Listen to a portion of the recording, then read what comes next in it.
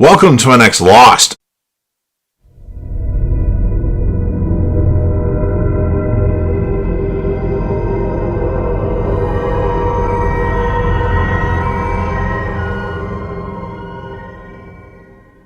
Season 5 episode review video. Before I get into that, though, pretty important, if you aren't caught up to the point where I am at rewatching or watching Lost, or you're just not entirely sure, then you definitely need to take the initiative and pay attention to the episode's title, which of course I'll mention, as well as put in the description. If that happens to be the case, you find that you're not caught up, it would be my recommendation that you don't watch this detailed review any further to avoid any potential spoilers.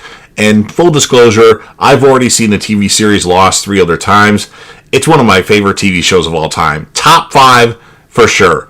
I wanted to rewatch the show to let it resonate, but I'm not the only one that's currently watching Lost. The legendary Crazy Coffee Man, who you see in my comment section for Lucifer, Breaking Bad, Dexter, Dexter New Blood, Dexter Original Sin, and here and there some physical media related videos, is actually watching the show Lost for the very first time, so he's in for a real treat. So join us on the journey and let's discuss this awesome and amazing show in the comment section. However, in this video, I don't want to see any spoilers in the comment section past this episode. So with all that said, this will be Lost Season 5, Episode 9. The title of this episode is called Namaste, and this will be my review reaction recap after just finishing watching the episode. We start just before the crash of Ajira Airlines Flight 316. The Oceanic Six contemplate their fate.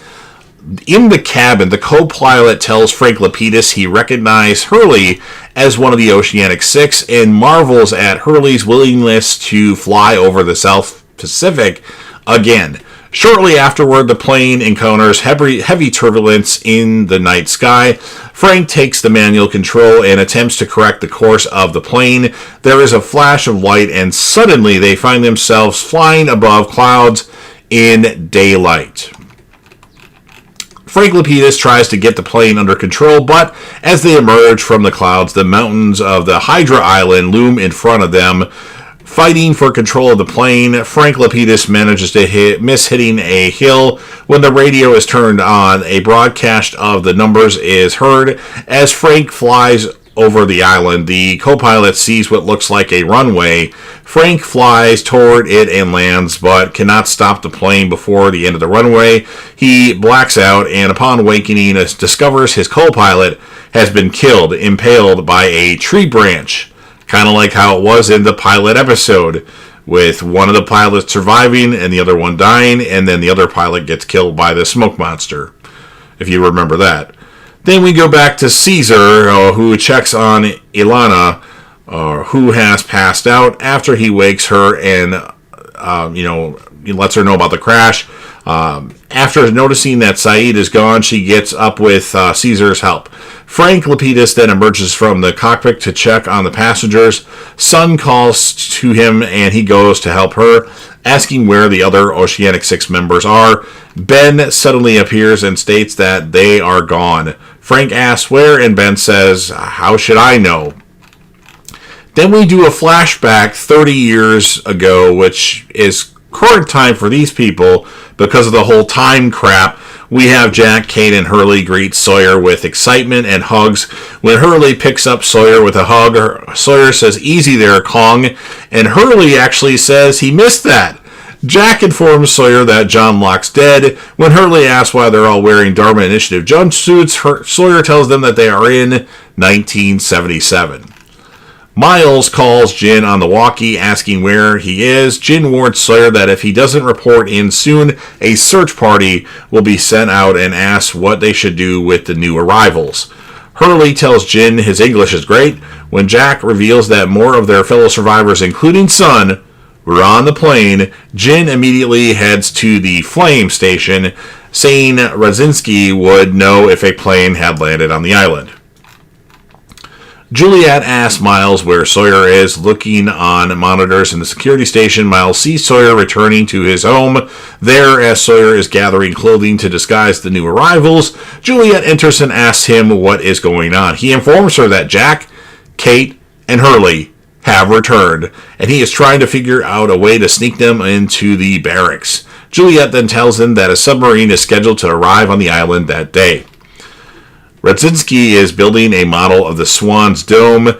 Jin bursts in and begins checking instruments. Radzinski warns Jin away, saying that he is only allowed to use these instruments. When Jin asks about a possible plane crash, Radzinski expresses skepticism and refuses to help. However, when Jin physically threatens him, Radzinski puts out a call to the other Dharma stations to report in any sightings of a plane.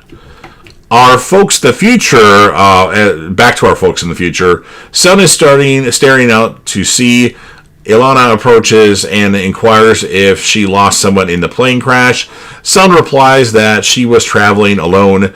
Lapidus then calls everyone together and informs them that his radio is not working, but that their best plan is to simply wait for rescue. At this point, Caesar asks where they are and expresses skepticism at Lapidus' claim that the island is not on the map. Caesar notes that there are buildings nearby and another island visible across the water. On hearing this, Ben, who had been sitting nearby, takes off into the jungle. Sun follows him, and when she catches up, Ben explains that he's heading back to the main island and invites Sun to come with him. Then we go back to our survivors from 30 years in the past. Juliet then retrieves the submarine manifest from Amy, who is relaxing with her new baby. Amy mentions that 2 of the new recruits had dropped out at the last minute. Juliet inquires about the name of the baby, and Amy reveals that she and Horace plan to name their new baby Ethan. Oh boy. Amy asks when Juliet and Jim Sawyer are going to have a child, and Juliet replies, "I don't know. Timing's got to be right." Radzinski informs Jin that he heard from the Looking Glass, the last station to report in, with no sighting of a plane. He tells Jin to go home, but before he can do anything, an alarm sounds, indicating that a motion sensor has been detected, a hostile within their perimeter. Jin races outside into the tall grass surrounding the flame. He sees someone moving and calls to them to stop. Getting closer, he sees that it is Saeed. They greet each other happily, and Jin asks about Sun's whereabouts. All Saeed has time to do is tell Jin that he doesn't know where Sun is before Radzinski shows up. Jin is forced to pretend that Saeed is a hostile and forces him to kneel at gunpoint, warning him that he will be killed if he says another word. Sawyer drives Kate, Jack, and Hurley to the processing center.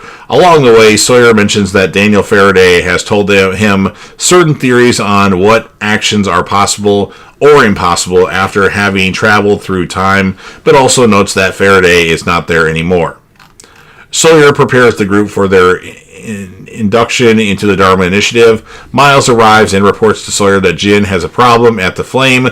Calling Jin on the walkie, Sawyer discovers that Saeed has been captured and that Radzinski is taking care of it. Sawyer says, "Son of a bitch!" Back to our folks in the future, Ben then admits to Sun that he doesn't know where Jin is, but that the main island is the logical place to start looking. He convinces Sun to come with him. At this point, Frank Lapidus emerges from the jungle and warns Sun not to trust Ben. She argues that she has to, and the two of them follow Benjamin Linus to where a trio of outriggers have been hidden. As Ben talks to Frank, Sun sneaks up behind him and knocks him out with a boat oar. She tells Frank she lied about trusting Ben Linus. Back to our folks in 30 years in the past, Jack is being inducted by Pierre Chang. After asking him a few questions, he gives Jack his new assignment as a workman performing janitorial duties. Kate is questioned by Phil, who becomes suspicious when her name does not appear on their recruits list. Before he grows any more suspicious, Juliet appears with a new list, which she claims to have gotten from Amy, which contains Kate's information. Sawyer arrives to collect Saeed, but discovers that Radzinski is very suspicious of Saeed, who he believes that might have seen the plans for the Swan. Sawyer collects Saeed and takes him to the barracks. Back to our folks in the future, Frank and Sun arrive at the dock at night. Walking along the dock, they see debris scattered about and hear rustling in the bushes. As they approach the barracks from the submarine dock, Frank asks what made the noises, and Sun said it was probably an animal. Arriving at the processing center again in the future, they find the place disheveled and apparently deserted. The two hear whispers. Then a light goes on inside a building next to the processing center. A door opens and a silhouetted figure greets them. He identifies himself as Christian, and then when Sun asks about her husband, he tells them to follow him. Heading into the center, Christian Shepard locates a picture from 1977 on the wall. When he shows it to Frank and Sun, they see their friends in a recruiting photo from the Dharma Initiative. Christian says, "I'm sorry, but you have a bit of a journey ahead of you." Back to our folks 30 years in the past, as the new recruits pose for a group photo, Sawyer interrupts the ceremony, bringing a captive Saeed to the barracks. Sawyer and Radzinski usher Saeed into a underground holding cell. Jack goes to see Sawyer and is surprised to find Juliet at his house. After a heartfelt greeting, she shows him inside where Sawyer is sitting and reading a book. Jack asks him about Saeed, and Sawyer informs him that he is thinking of a way to save him. After Jack complains that Sawyer had merely been reading, Sawyer responds that Jack just reacted as leader instead of thinking things through, and blames Jack for the deaths which had occurred under his leadership. Sawyer asserts that he is now the leader and sees Jack out. As Jack walks away, Sawyer exchanges a glance with Kate, who is standing on a porch of a nearby home. At the holding cell, a polite young boy delivers a sandwich to Saeed. The boy, who has glasses on, asks Saeed if he is a hostile, to which Saeed replies, "Do you think I am?" The two exchange names, and the young boy introduces himself as Ben, which shocks Saeed to end this episode of Lost. So I like that a lot of our characters have reunited finally in this season. I'm going to give the episode an 8.7 out of 10. And then my standout character or characters the episode, I'm just going to go with one, and that would be James Ford, a.k.a. Sawyer. Really like Sawyer in this episode. It's interesting to see him as like one of the leaders of the Dharma Initiative. One, I said, not the leader of the Dharma Initiative. So you've heard everything that I had to say. Now it's your turn. If you're a fan of if you're a fan of Lost and you want to help me out with the YouTube algorithm, please make sure that you Hulk smash the like button, share the video with a friend, put this video on any one of your social media platforms. Don't forget to sound off in the comment section about what your thoughts are on this episode of Lost. Remember, you'll be interacting with me and the legendary Crazy Coffee Man. I don't want to see spoilers past this episode, but what would you rate the episode, and who would you choose as a character of the episode? And anything that you want to add previous to this episode is fine by me. And then last but certainly not least, don't forget to hit that sub button. You're watching the video anyway. Subscribe to the channel. Help me get over 100,000 subscribers. I know that's a pretty lofty goal, but hey, got to start somewhere. Join the team, show your damn support, and be a part of something special. And you never know what you're going to see on JDev TV.